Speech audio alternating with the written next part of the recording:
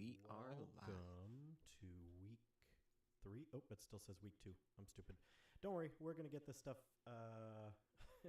corrected eventually. We will get it right. Hopefully the audio is sounding a little bit better tonight than it did last week. But we are going to be going on to chapters 8 and 10 this week. So let's go ahead and... Why is that not... Okay. So, yeah. So we're going through 8 and 10 this week, right, Dylan? Yeah, 8 and 10. 8 and 10. 8 through 10, not Or 8 8 through and 10. Yeah. We're not just skipping 9. That would be weird. That would be weird. That'd be really weird. That So, would be really weird. all right. And with that, we... Also, I checked audio sounds good. Nice. All right. We are going to begin. So, chapter 8. Chapter 8. And I'm not going to keep doing that every time we read this where I'm pointing out my book has chapters. I don't know why that wouldn't be chapter titles either, because like chapter 6 has a chapter title, but then halfway down, like on verse 9, there's another new title, and then verse 13, there's another new title. So I keep calling those chapter titles, but I don't feel like those are, that it's not chapters, so I don't know what you would actually call those. Verse titles? No idea. I guess. All right. So this one, though, in my book is called Noah's Deliverance. So once again, I'm reading the New King James Version, and Dylan's reading the King James Version, right? Yeah, King James. So, Noah's Deliverance. Then God remembered Noah and every living thing, and all the animals that were with him in the ark. And God made a wind to pass over the earth, and the waters subsided.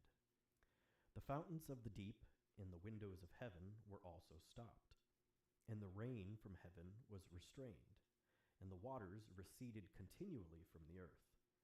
At the end of the 150 days, the waters decreased. Then the ark rested in the 7th month, the 17th day of the month, on the mountains of Ararat. And the waters decreased continually until the 10th month. In the 10th month, on the first day of the month, the tops of the mountains were seen. So it came to pass, at the end of 40 days, that Noah opened the window of the ark which he had made.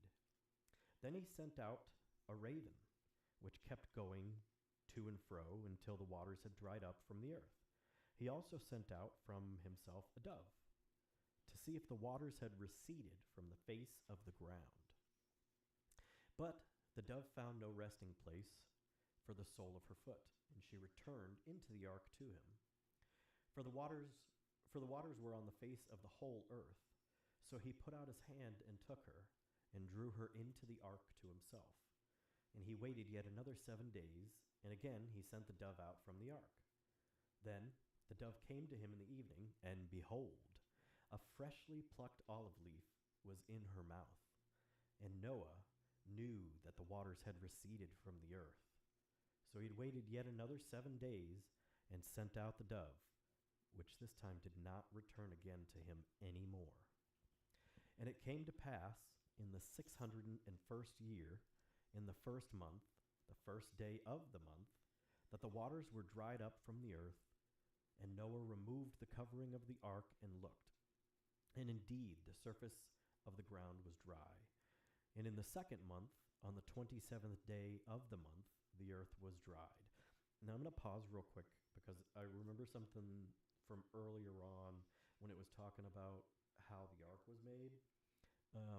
If I remember correctly, the ark door was so heavy and so big that God himself had to close it. Like Noah would not have been able to have closed that door. So for me, I mean, I guess when it says Noah removed the covering of the ark and looked, I mean, I wonder if that maybe isn't talking about the door. I instantly thought that meant he opened the door. But maybe that could be like a canopy, or it could be a window that he's looking out of. So one thing that I just popped in my head for some reason also, they're saying something about how he didn't know if the water had resided off of the earth and everything. But wouldn't you have felt it? Like if you've ever been on a ship, you can feel the waves. I think what he was more talking about was he knew that he was surrounded by water, but it was more so he was trying to find where land was possibly finally poking through. Okay, yeah, that makes sense. It's just when it's saying here that he uncovered or yeah, uncovered something, the cover of the ark, Yeah. that then he knew that the ground was dry, but you would have felt that Yeah, there's that's no true. waves. I see what you're saying there too. So verse 15, the end of this chapter. No, not the end of this chapter. Just kidding. We're coming up on that. Then God spoke to Noah, saying, "Go out of the ark, you and your wife and your sons' wives with you. Bring out with you every living thing of all flesh that is with you, birds and cattle and every creeping thing that creeps on the earth, so that they may abound on the earth, and be fruitful and multiply on the earth." So Noah went out, and his sons and his wife and his sons' wives with him. Every animal, every creeping thing, every bird, and whatever creeps on the earth according to their families went out of the ark. I wonder if that includes spiders. I mean, it didn't say anything about insects, but I mean, it says creeping things. So to Yeah, me, that's so insects creeping. Yeah. That means he Well- had to live with spiders and stuff. Yeah. No thanks. But he had so much faith in God that he knew he was safe. That's true. Yeah. All right. So here again, my verse 20 has a title. So here is the verse title, as we are now calling it: God's Covenant with Creation. Then Noah built an altar to the Lord, and took of every clean animal of every clean bird, and offered burnt offerings on the altar.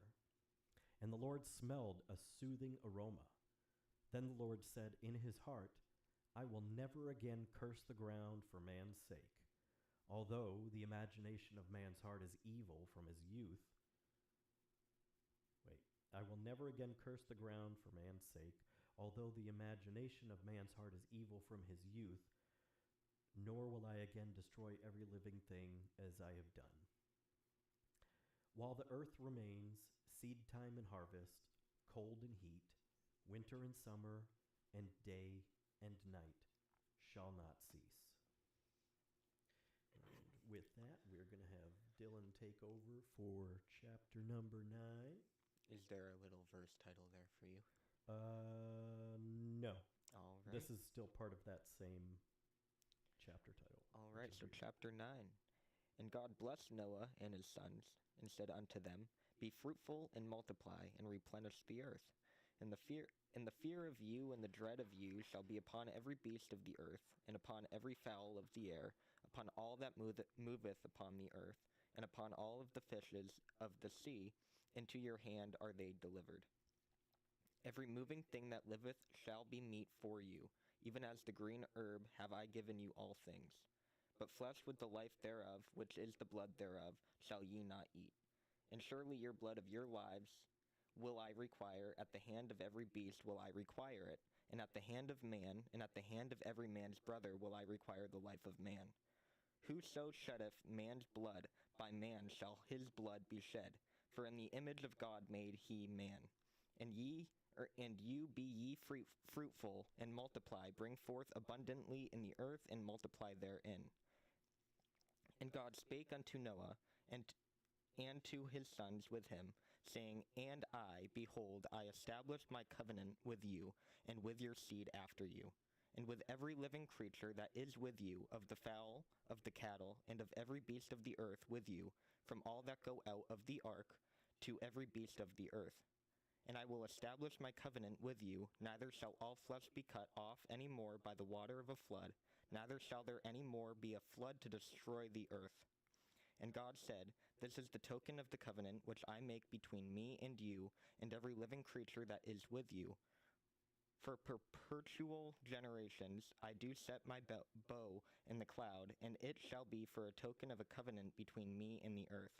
And it shall come to pass, when I bring a cloud over the earth, that the bow shall be seen in the cloud. And I will remember my covenant which is between me and you and every living creature of all flesh, and the waters shall no more become a flood to destroy all flesh. And the bow shall be in the cloud, and I will look upon it, that I may remember the everlasting covenant between God and every living creature of all flesh that is upon the earth. And God said unto Noah, This is the token of the covenant, which I have established between me and all flesh that is upon the earth. Real quick. There's a new verse title. Oh, It's called we Noah go. and His Sons. all right, verse 18. Sorry. And the sons of Noah that went forth of the ark were Shem and Ham, and Japheth, and Ham is the father of Canaan. These are the three sons of Noah, and of them was the whole earth overspread. And Noah began to be an husbandman, and he planted a vineyard, and he drank of the wine, and was drunken, and he was uncovered within his tent. Ooh. And Ham, the father of Canaan, saw the nakedness of his father, and told his two brethren without. And Shem and Japheth took a garment and laid it upon their shoulders, and went backwards, and covered the nakedness of their father. And their faces were backward, and they saw not their father's nakedness. And Noah awoke from his wine, and knew what his younger son had done unto him. And he said, Cursed be Canaan, a servant of servants shall he be unto his brethren. And he said, Blessed be the Lord God of Shem, and Canaan shall be his servant. God shall enlarge Japheth, and he shall dwell in the tents of Shem, and Canaan shall be his servant. And Noah lived after the flood 350 years, and all of the days of Noah were 950 years, and he died. Huh. That's a crazy ending. Yeah, that's a very weird story. That's a crazy story. Like, I mean, it's kind of funny, too. It's kind of comical that It is. I can actually, like, picture these two young boys, like, being like, oh, no, Dad's drunk and naked. Again. What do we do? And then, like, trying to, like, shimmy this what does yours say? Mine says, it just says a garment. It just says that they took a garment. Mine says a garment, yeah. But I could just picture them both standing there, like, holding it up, like, walking backwards and, like, trying to drop it on their him. naked dad. And then I was confused for a quick second, because it says, and Ham, the father of Canaan, saw the nakedness of his father. Ham, the father of Canaan, saw the nakedness of his father and told his two brothers outside. So, Ham was the father of Canaan. Cursed be Canaan. Why did Noah get pissed off with Canaan? I don't understand why he was so pissed off with him, but he was like, Blessed be the Lord to God of Shem, but Canaan can be a servant. And then, may God enlarge Japheth, but Canaan can be a servant. Where, I don't see anything, like, it mentions that Ham's the father of Canaan, but Yeah. it doesn't mention, like, what really Canaan did that pissed off. Well, I think maybe Noah because so much. he took a command other than Noah or God's, so he's saying he was a servant unto him instead of a servant unto God. Because Yeah. God never told him to put the garment over his father. But it wasn't Canaan that put the garment over him. That's what I'm saying. It was Shem and Japheth that took the garment and laid it on both their shoulders and then went backwards and covered the nakedness of their father. So the only connection that Canaan in this chapter has to that whole situation is that he just happened to be the son of one of the two. Wait. Okay, wait a minute. Ham is the father of Canaan, and Shem and Japheth were the ones that covered him, Okay. but Ham didn't.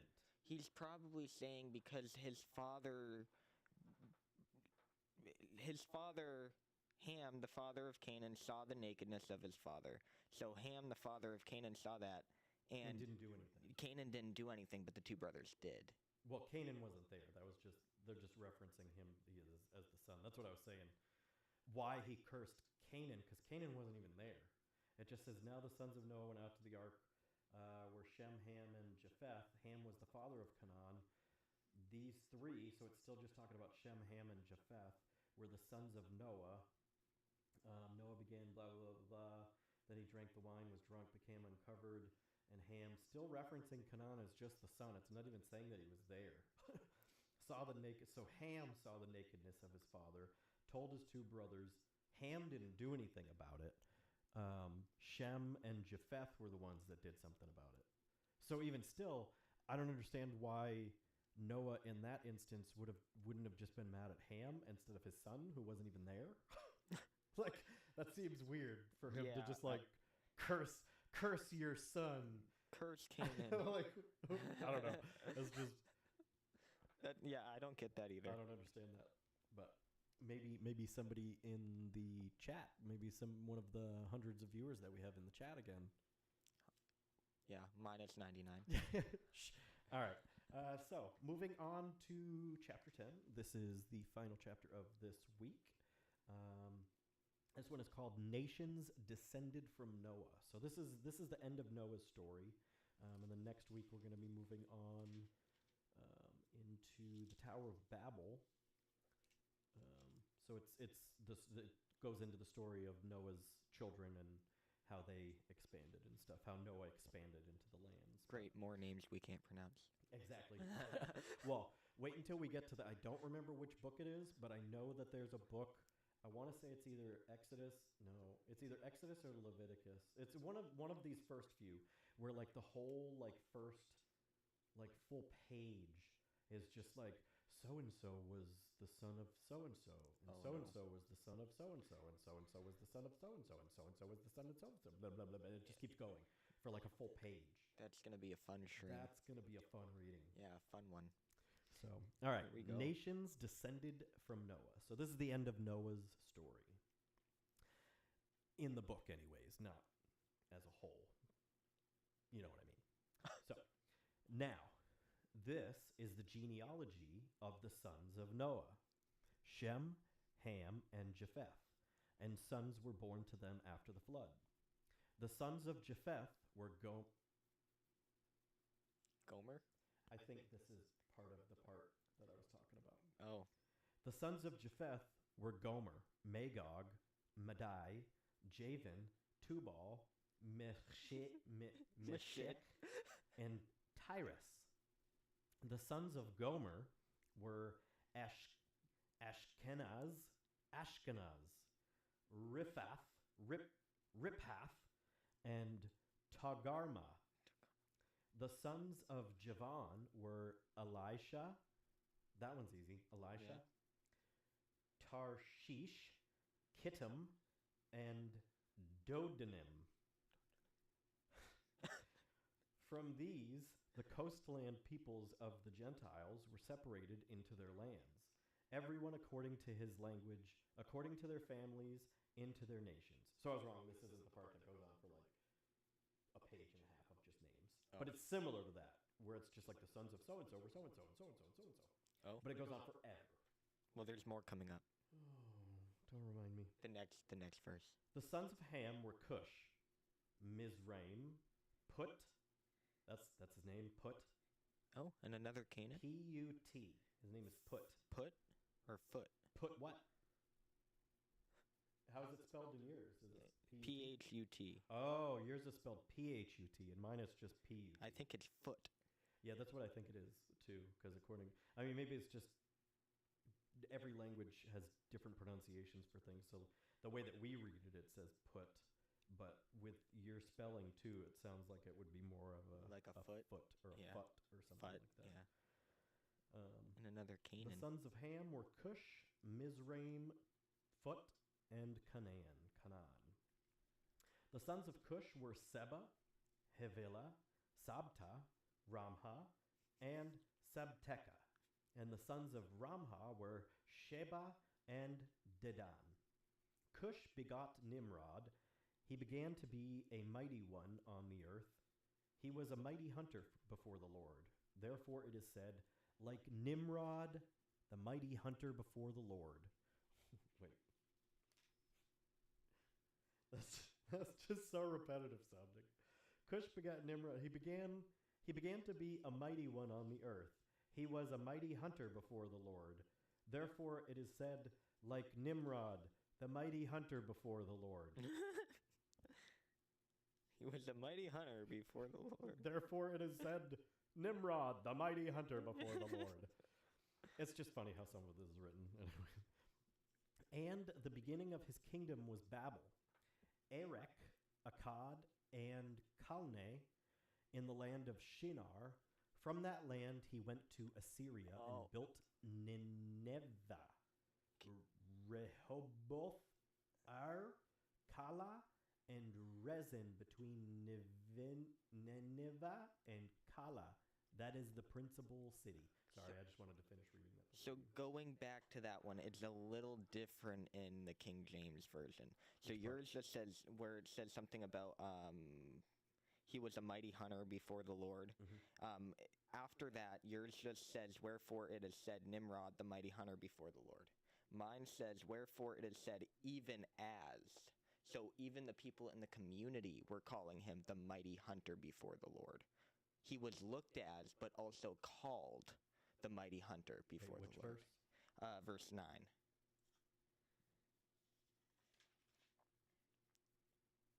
So wait, what? Say that again? So he was a mighty hunter before the Lord, wherefore it is said, even as Nimrod, the mighty hunter before the Lord. So I think it's trying to interpret that he was called and I know, seen as. It's still the same thing. I see what you're saying, but it was just funny that it just it was repetitive, like within the same sentence. It was just like, he was a mighty hunter before the Lord. Therefore it said, like Nimrod, the mighty hunter before the Lord. Anyways. Mizram begot Ludem, Anamim, Lahabim, Nephtahim, Pathruzim, and Kazlahim, from who came the Philistines and Caphtorim. I've heard of the Philistines, but I have no idea what Caphtorim is. Me neither. I've never heard of that. Canaan begot Sidon, his firstborn, and Heth, the Jebusite, the Amorite, and the Girgashite. I swear some of these people just made some of this stuff up. It was like gibberish. They're like, let's just speak gibberish. What are you? Technically, that's how any language has came to be. Someone was just like, oh, let's make okay. And someone was like, oh, okay. Sure. That is. So, Canaan begot Sidon, his firstborn, and Heth, the Jebusite, the Amorite, and the Girgashite, the Hivite, the Arkite, and the Sinite, the Arvadite, the Zemarite, and the Hamathite. Why are they all ending with ite? Ite? Afterward, the families of the Canaanites were dispersed. And the border of the Canaanites was from Sidon, as you go toward Gerar, as far as Gaza. Oh, God. Oh, wow. Then as you go towards Sodom, Gomorrah, Admah, and Zeboim, as far as Lasha, there were the sons of Ham, according to their families, according to their languages, in their lands, and in their nations. And children were born also to Shem, the father of all the children of Eber, the brother of Japheth, the elder. The sons of Shem were Elam, Ashur, Arphaxad, Lud, Aram. The sons of Aram were Uz, Hul, Gether, and Mash. Arphaxad begot Salah, and Salah begot Eber. To Eber were born two sons. Arphaxad were born two sons. The name of one was Peleg, for in his days the earth was divided, and his brother's name was Joktan. Joktan begot Almadad, Shelef, Hazarmaveth, Jarah, Hadaram, Uzol, Dikla, Obal, Abimael, Sheba, Ophir, Havilah, and Jobab. And Jobab. these were the sons of Joktan, and their dwelling place was from Mesha, as you go towards Shephar, the mountain of the east. These were the sons of Shem according to their families, according to their languages, in their lands, according to their nations. These were the families of the sons of Noah, according to their generations, in their nations, and from these nations were divided on the earth after the flood. Holy crap, that was a mouthful as far as names go. Yeah, that sounded like a lot. Good thing I didn't have to read it. I am going to do something smart this time, and I'm going to take this little nifty little Thing that I do every time too. this nifty little band. Yeah, that's there for a And I'm reason. going to put it right. Well, I've been using it to mark. I started when I first got this. I was like, I would wake up some days and just like randomly flip to a page and be like, God, tell me something. And then if it felt like it was actually something meaningful, I would mark the page. But this seems more appropriate right now. But not that getting messages in from God by just randomly opening the Bible isn't appropriate either. But that's a different thing. Anyways, so that concludes this week. We are done with chapters 8 through 10, and next week we will be coming back and doing another few chapters. We'll probably decide that the day of, same thing, because we never really know how long each chapter is going to be. Sometimes It could be long. 2 chapters could take up 5 pages, or 5 chapters could take up 1 page. So you never know. But with that, that concludes our Bible reading for this week. Dylan, do you have anything else to? No, not really. No, No, not really. just like every week. All right. Well, thanks for tuning in. Feel free to like and subscribe. Let us know if you have any questions or anything. We'll try to answer them. We're not Bible experts. That's kind of why we're doing this. Study along with us, read along with us, and we'll ask questions and learn together. Yeah. And if you hang around, we're going to end this stream. But if you hang around, I don't know if it'll do this through OBS or not. I know there's a way to end the stream and then restart another one, because we're going to be starting and just doing the Laugh to Live reading real quick tonight too.